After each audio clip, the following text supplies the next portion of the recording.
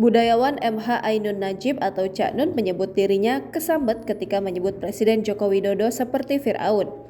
Ia pun menyampaikan permintaan maaf karena telah mengucapkan apa yang seharusnya tidak diucapkan dalam ceramahnya beberapa waktu lalu. Permintaan maaf itu disampaikan Cak Nun melalui sebuah video berjudul Mbah Nun Kesambet yang diunggah di channel YouTube caknun.com. Ia menyampaikan hal itu tengah momen mocopat syafaat dan tawasyulan di Taman Tirto, Kasihan Bantul, Daerah Istimewa Yogyakarta, Selasa 17 Januari malam. Cak Nun awalnya menjelaskan teori tentang roh dan kaitannya dengan kesadaran setiap manusia.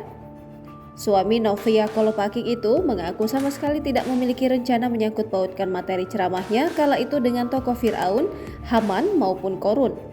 Ia menyebut semua itu tiba-tiba keluar begitu saja dari mulutnya tanpa kendali. Cak Nun juga tak paham apa yang merasuk ke dirinya waktu itu. Baginya itu bisa saja iblis, malaikat atau merupakan bentuk campur tangan Allah. Dalam pandangan Ma'iyah, ada 5 hal yang mampu membuatnya berbuat demikian, yakni karena hidayah, AMR, idlal, torikun, atau istidraj. Sebelumnya potongan video ceramah Cak Nun viral di media sosial.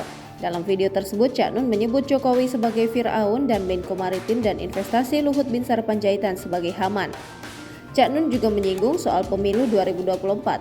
Cak Nun menilai seluruh sistem dan instrumen politik di Indonesia sudah dipegang oleh Fir'aun, Haman, dan Korun. Akibat ucapan kontroversialnya itu, Cak Nun juga disidang oleh keluarganya. Bahkan putranya yakni Sabrang Mowodamar Panuluh alias Noe Leto ikut menegurnya habis-habisan. Namun Cak Nun menyampaikan dirinya tak mempermasalahkan sikap dari keluarganya itu. Justru menurutnya itu adalah satu bentuk cinta akan bagaimana orang-orang terdekatnya mengontrol dirinya. Cak Nun turut menyampaikan permintaan maaf kepada siapa saja yang merasa dirugikan karena ucapannya itu. Jangan lupa subscribe, share, komen, dan like ya.